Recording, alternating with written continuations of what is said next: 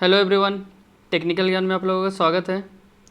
तो पिछले क्लास में हम लोगों ने टर्नर ट्रेड के सेमेस्टर 1 के 29 क्वेश्चन को सॉल्व कर लिया था। इस क्लास में हम लोग 29 क्वेश्चन से आगे क्वेश्चन नंबर 30 से सॉल्व करेंगे। ठीक है, तो चलते हैं क्वेश्चन नंबर 30 की ओर। ठीक है, तो क्वेश्चन नंबर 30 है हमारा, which type of vice has a trigger for opening the movable jaw. बोल रहा है कि किस प्रकार के वाइस में, ठीक है, मूवेबल जॉ को खोलने के लिए एक ट्रिगर दिया हुआ रहता है। ठीक है, तो ये हमारा कौन सा वाइस होता है? तो ये हमारा होता है क्विक रिलीजिंग वाइस। ठीक है, तो इसका राइट आंसर क्या हो जाएगा हमारा? Option number D, quick releasing vice. अब चलते हैं नेक्स्ट क्वेश्चन की ओर। तो नेक्स्ट क्वेश्चन है हमारा, which type of vice is used for marking of small jobs on the surface plate. बोल रहा है कि सरफेस प्लेट पे छोटे जॉब्स को मार्किंग करने के लिए हम लोग किस वाइस का यूज़ करते हैं, किस प्रकार के वाइस का यूज़ करते हैं। ठीक है, तो छोटे जॉब को मार्किंग करने के लिए हम लोग किस प्रकार का वाइस का यूज़ करते हैं? तो क्विक रिलीजिंग वाइस का यूज़ करते हैं। ठीक है, तो इसका राइट आंसर क्या हो जाएगा हमारा? Option number D, quick releasing vice. अब चलते हैं नेक्स्ट क्वेश्चन की ओर। तो नेक्स्ट क्वेश्चन है हमारा, which tool is used for cutting internal thread. बोल रहा है कि कौन सा टूल हमारा आंतरिक चूड़ी काटने के लिए यूज़ किया जाता है, मतलब इंटरनल थ्रेड काटने के लिए यूज़ किया जाता है। तो देखिए, इंटरनल थ्रेड के लिए हमारा यूज़ होता है टैप। ठीक है, तो इसका राइट आंसर हो जाएगा हमारा ऑप्शन नंबर बी। और इंटरनल के लिए टैप होता है और एक्सटर्नल के लिए होता है हमारा डाई। ठीक है, तो डाई का यूज़ किसके लिए होता है हमारा? एक्सटर्नल थ्रेड काटने के लिए। ठीक है, इसको आप लोग नोट कर लीजिएगा। अब चलते हैं नेक्स्ट क्वेश्चन की ओर। ठीक है, और इसमें देखिए ऑप्शन नंबर सी में दिया है ड्रिल। तो ड्रिल का काम है होल करना। ठीक है, ड्रिल का काम क्या है? होल करना। और रिमर का क्या काम है? रिमर का काम है कि किए हुए होल को फिनिश करना। ठीक है, फिनिश करना।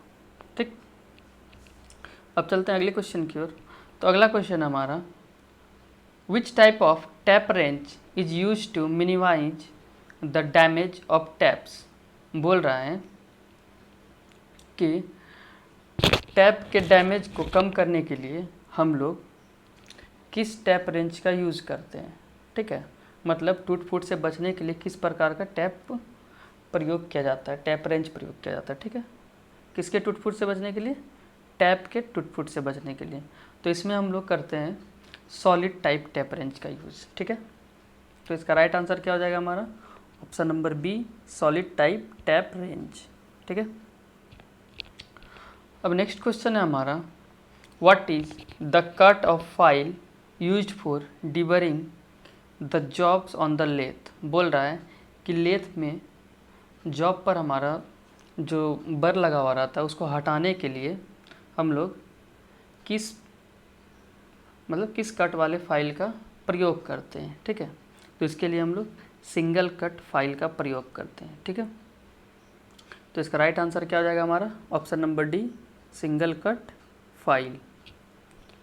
अब चलते हैं नेक्स्ट क्वेश्चन की ओर। तो नेक्स्ट क्वेश्चन है हमारा, which file is used for filing surface at right angle on already finished surface. बोल रहा है कि पहले से जो हमारा सरफेस फिनिश रहता है, ठीक है, उसी सतह पे हम लोग समकोण पर सतह बनाने के लिए हम लोग, मतलब फाइलिंग करने के लिए, समकोण सतह पर फाइलिंग करने के लिए हम लोग किस प्रकार के फाइल का यूज़ करते हैं, किस प्रकार के रेती का यूज़ करते हैं। ठीक है, तो इस पर हम लोग सेफ एज फाइल का यूज़ करते हैं। ठीक है, तो सेफ एज फाइल में क्या होता है कि हमारा जो है ना, जो साइड में होता है, साइड में हमारा कटिंग एज नहीं रहता है। ठीक है, जिसके कारण क्या होता है, जो हमारा फिनिश सरफेस होता है वो कटता नहीं है। ठीक है, तो इसका राइट आंसर क्या हो जाएगा हमारा? Option number C, safe edge file. अब चलते हैं नेक्स्ट क्वेश्चन की ओर। तो नेक्स्ट क्वेश्चन है हमारा, which grade of file is used for heavy reduction of material. बोल रहा है कौन सी ग्रेड की फाइल भारी मात्रा में धातु को काटने के लिए प्रयोग किया जाता है। ठीक है, तो हैवी रिडक्शन के लिए हम लोग बास्टर्ड फाइल का यूज़ करते हैं। ठीक है, तो इसका राइट आंसर क्या हो जाएगा हमारा? Option number C, option number B bastard file. ठीक है, अब चलते हैं नेक्स्ट क्वेश्चन की ओर। तो नेक्स्ट क्वेश्चन है हमारा, which is use to mark the centre of a round rod. बोल रहा है कि एक बेलनाकार रॉड का सेंटर मार्क करने के लिए हम लोग किसका प्रयोग करते हैं। ठीक है, किस डिवाइस का प्रयोग करते हैं या फिर किस इंस्ट्रूमेंट का प्रयोग करते हैं। तो इसके लिए हम लोग जेनी कैलिपर का प्रयोग करते हैं। ठीक है, जिसको कि हम लोग हर्माफ्रोडाइट कैलिपर भी बोलते हैं या फिर ऑड लेग कैलिपर भी बोलते हैं। ठीक है, जेनी कैलिपर का क्या नाम है, इसका राइट आंसर हो जाएगा हमारा ऑप्शन नंबर बी। और इसका क्या क्या नाम है, पहला एक हो जाता है हर्माफ्रोडाइट, ठीक है, और दूसरा हो जाता है हमारा ऑड लेग कैलिपर। ठीक है, तो इसको आप लोग नोट कर लीजिएगा। ठीक है, अब चलते हैं नेक्स्ट क्वेश्चन की ओर। तो नेक्स्ट क्वेश्चन है हमारा, what is the part marked as X. ठीक है, ये हमारा डिवाइडर है। ठीक है, तो इसका जो ये वाला पार्ट है हमारा, ये हमारा कौन सा पार्ट है, तो इसके हम लोग क्या बोलते हैं, पैग बोलते हैं। ठीक है, तो इसका राइट आंसर क्या हो जाएगा हमारा ऑप्शन नंबर ए, पैग। ठीक है, अब चलते हैं नेक्स्ट क्वेश्चन की ओर। तो नेक्स्ट क्वेश्चन है इसका, which punch is used for locating centre of hole. बोल रहा है कि होल के सेंटर को लोकेट करने के लिए हम लोग किस सेंटर का प्रयोग करते हैं। ठीक है, तो होल के सेंटर को लोकेट करने के लिए हम लोग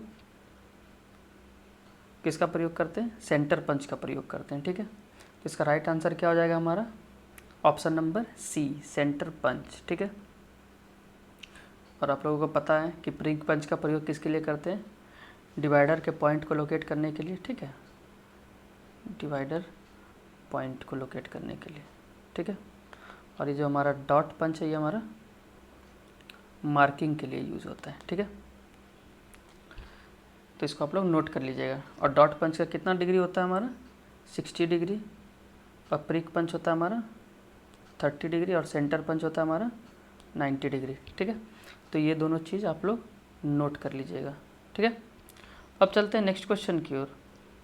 तो नेक्स्ट क्वेश्चन है हमारा, which part of the universal surface gauge is used for fine adjustment. बोल रहा है कि यूनिवर्सल सरफेस गेज का कौन सा पार्ट फाइन एडजस्टमेंट के लिए प्रयोग किया जाता है। ठीक है, तो इसके लिए हम लोग किसका यूज़ करते हैं, तो रॉकर आर्म का यूज़ करते हैं। ठीक है, रॉकर आर्म में हमारा एक क्या लगा हुआ रहता है, फाइन एडजस्टमेंट स्क्रू लगा हुआ रहता है। ठीक है, तो उसको घुमाते हैं तो हमारा जो यूनिवर्सल सरफेस इसका स्क्राइबर है वो मतलब हल्का सा नीचे या फिर हल्का सा ऊपर उठ जाता है। ठीक है, तो इसका राइट आंसर हो जाएगा हमारा option number D, rocker arm. चलते हैं नेक्स्ट क्वेश्चन की ओर। तो नेक्स्ट क्वेश्चन हमारा, which part of the universal surface gauge is use to draw parallel line from the datum. बोल रहा है कि किसी जॉब के डेटा मेज से पैरेलल लाइन खींचने के लिए हम लोग यूनिवर्सल सरफेस गेज का किस पार्ट का प्रयोग करते हैं। ठीक है, तो इसके लिए हम लोग गाइड पिन का प्रयोग करते हैं। ठीक है, तो इसका राइट आंसर हो जाएगा हमारा गाइड पिन। ये देखते हैं, ये देखिए यहाँ पे फिगर दिखाया गया है। ठीक है, और इस एज के पैरेलल हमारा ये वाला लाइन खींचा जा रहा है। ठीक है, तो इसका राइट आंसर हो जाएगा हमारा option number D, guide pin.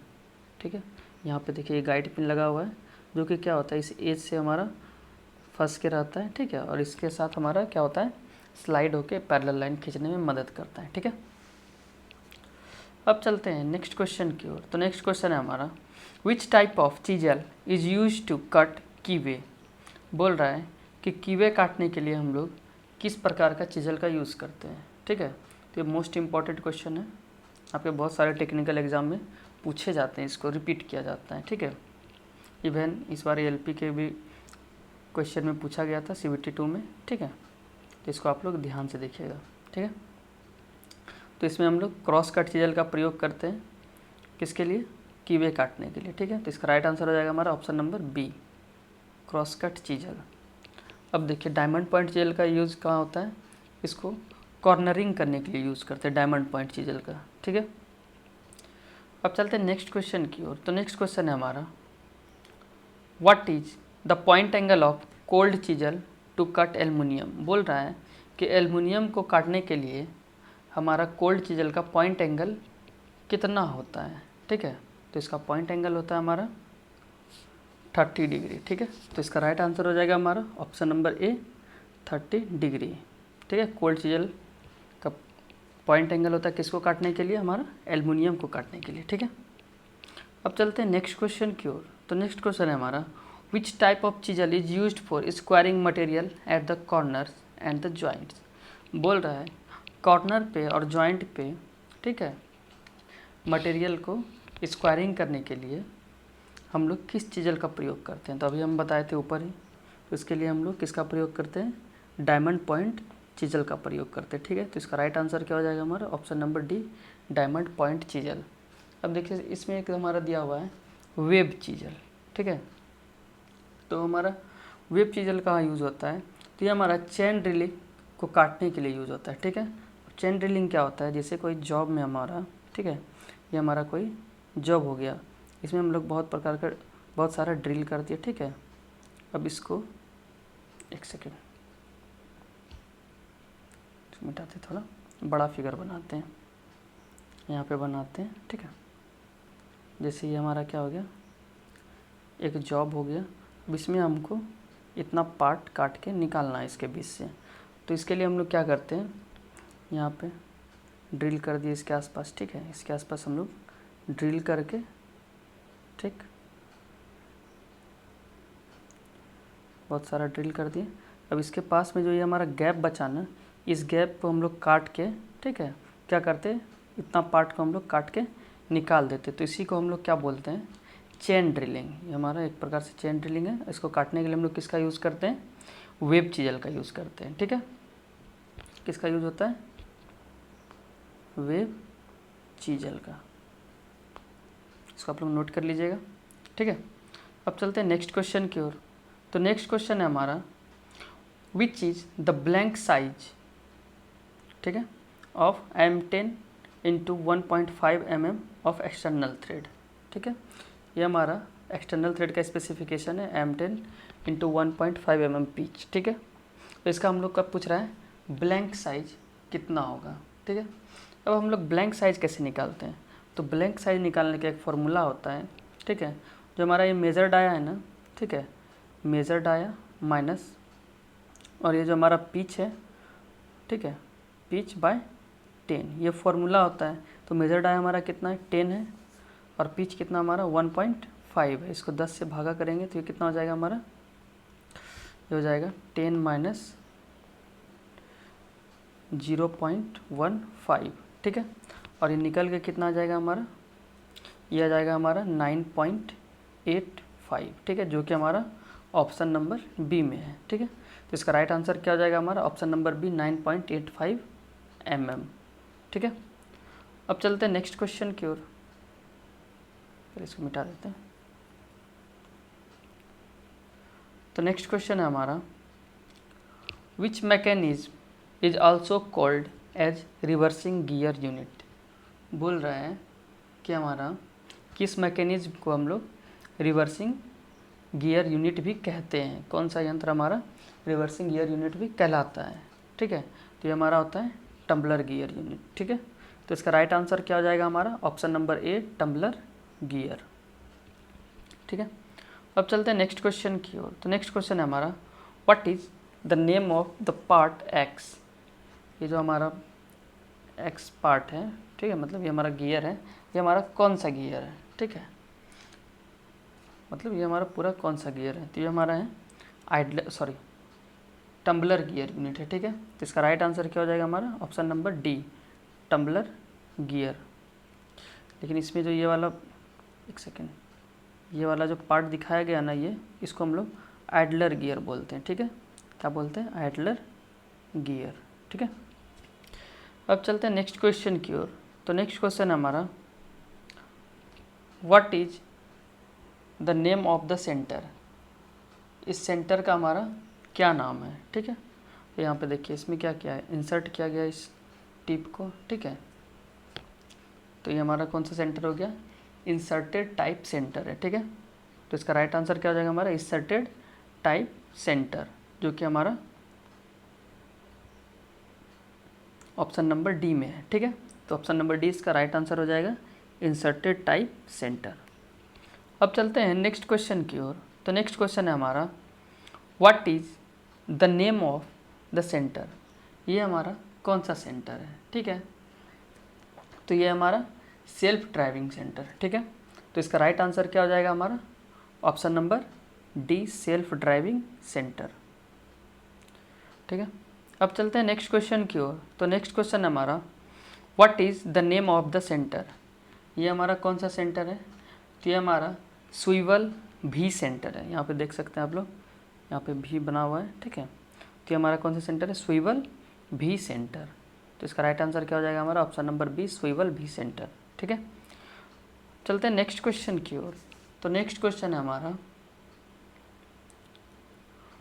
What is the name of the center with a carbide tip is braced into an ordinary steel shank। बोल रहा है कि ऑर्डिनरी स्टील सैंक में एक कार्बाइड टिप ब्रेज किए हुए सेंटर का क्या नाम है? ठीक है, तो ये हमारा कहलाता है टिप्ड सेंटर। ठीक है, तो इसका राइट आंसर क्या हो जाएगा हमारा option number C tipped centre.